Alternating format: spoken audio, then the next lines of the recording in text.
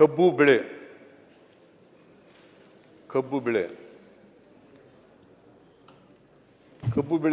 ಕಬ್ಬು ಈ ವರ್ಷದ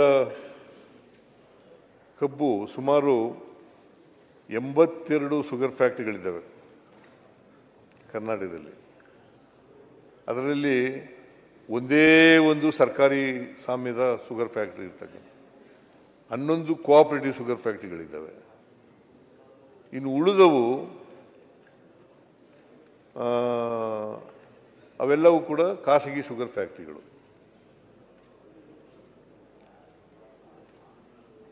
ಸುಮಾರು 17 ಲಕ್ಷ ಹೆಕ್ಟೇರ್ಗೂ ಹೆಚ್ಚು ಕಬ್ಬು ಹಾಕ್ಬಿಟ್ಟಿದ್ದಾರೆ ಈ ಸಾರಿ. 17 ಲಕ್ಷಕ್ಕೂ ಹೆಚ್ಚು ಹೆಕ್ಟೇರ್ ಪ್ರದೇಶದಲ್ಲಿ ಕಬ್ಬನ್ನು ಹಾಕಿದ್ದಾರೆ. ಸುಮಾರು 670 ಕ್ವಿಂಟಾಲ್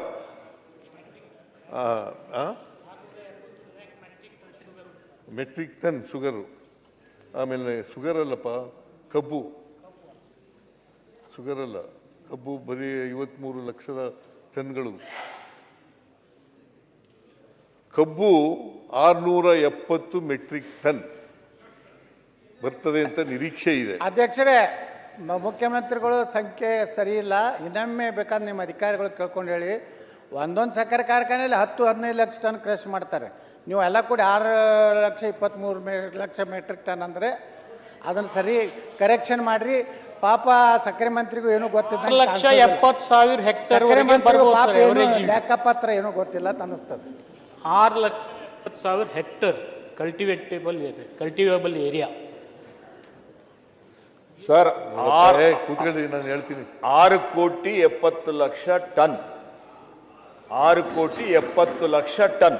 670 ಲಕ್ಷ ಅಂದ್ರೆ ಎಷ್ಟು? ಅಷ್ಟೇ ಸರ್, ಅದೇ ತಾವು ಅದೇ ಹೇಳಿದ್ರಿ. ಅವ್ರು ತಪ್ಪು ಹೇಳ್ತಾರೆ. ಮಾಡೋದು ಅವರು 670 ಲಕ್ಷ ಅಂತಂದ್ರೆ 6,70,00,000.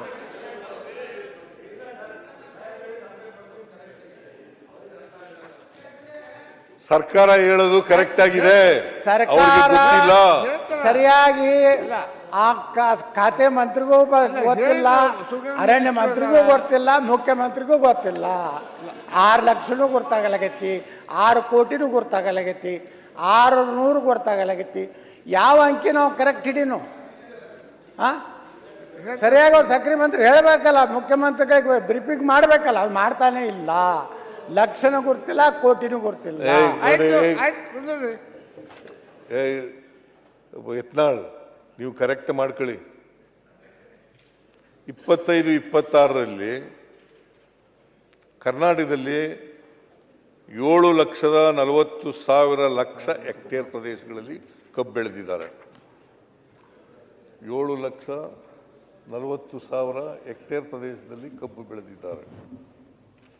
670 ಲಕ್ಷ ಟನ್ ಕಬ್ಬನ್ನು ಉತ್ಪಾದನೆ ಆಗಬಹುದು ಅಂತ ಅಂದಾಜು ಮಾಡಿದ್ದಾರೆ. ಅದರಲ್ಲಿ 53.72 ಲಕ್ಷ ಮೆಟ್ರಿಕ್ ಟನ್ ಸಕ್ಕರೆ ಉತ್ಪಾದನೆ ಆಗಬಹುದು ಅಂತ ಇದೆ. ಗೊತ್ತಾಯ್ತೇನ್ರಿ ಯತ್ನಾಳ್ ಅವರೇ?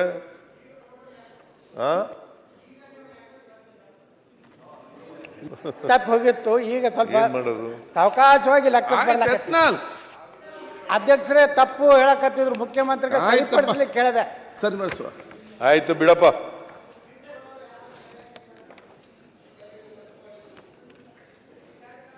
ಮಾನ್ಯ ಅಧ್ಯಕ್ಷರೇ, ಇದಕ್ಕೆ 2009-10ರಿಂದ FRP ನಿಗದಿ ಮಾಡ್ತಾ ಇದ್ದಾರೆ. ಯಾರು ನಿಗದಿ ಮಾಡೋರು? ಕೇಂದ್ರ ಸರ್ಕಾರ. FRP fair and remunerative price ಅಂತ. FRP ಅಂದರೆ ಫೇರ್ ಅಂಡ್ ರೆಮ್ಯುನರೇಟಿವ್ ಪ್ರೈಸ್. ಇದು ನಿಗದಿ ಮಾಡೋರು ಕೇಂದ್ರ ಸರ್ಕಾರ. 9.5 ಇತ್ತು, ಆಮೇಲೆ 10 ಮಾಡಿದ್ರು, ಆಮೇಲೆ 10-25 ಮಾಡಿದ್ದಾರೆ. ಈಗ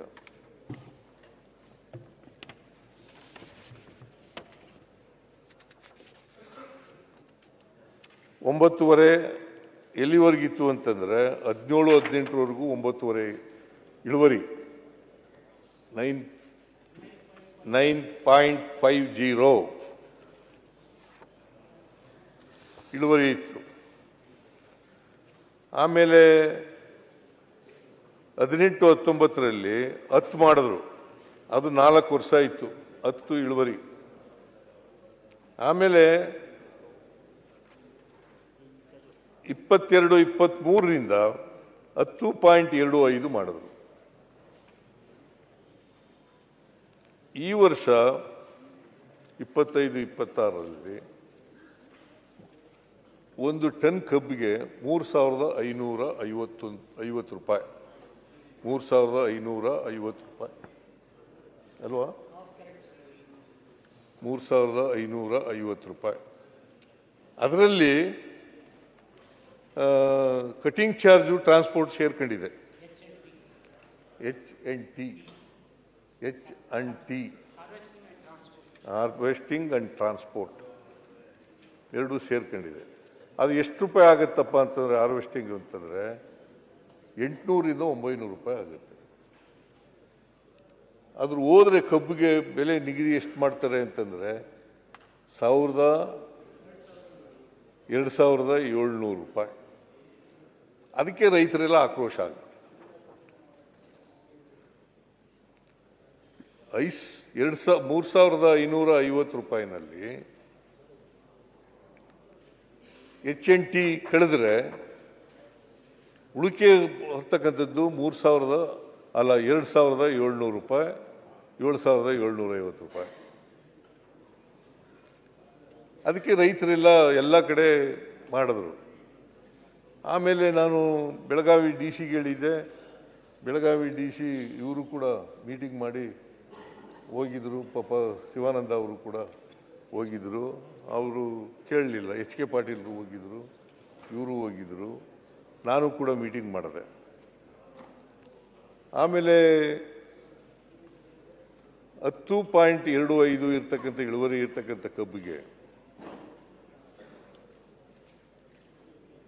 3,200 ರೂಪಾಯಿ ಅಂತ ಮಾಡಿದ್ರು, minus H&T, first time in the history.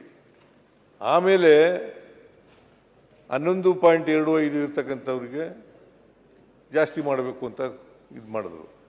ಆಮೇಲೆ ನಾನು ಮೀಟಿಂಗ್ ಮಾಡಿ ಕಬ್ಬು ಬೆಳೆಗಾರರ ಜೊತೆ ಮೀಟಿಂಗ್ ಮಾಡಿ, ಶುಗರ್ ಫ್ಯಾಕ್ಟ್ರಿಯವ್ರ ಜೊತೆ ಮೀಟಿಂಗ್ ಮಾಡಿ, ಇಡೀ ದಿನ ಮೀಟಿಂಗ್ ಮಾಡಿದೆ. ಇಡೀ ದಿನ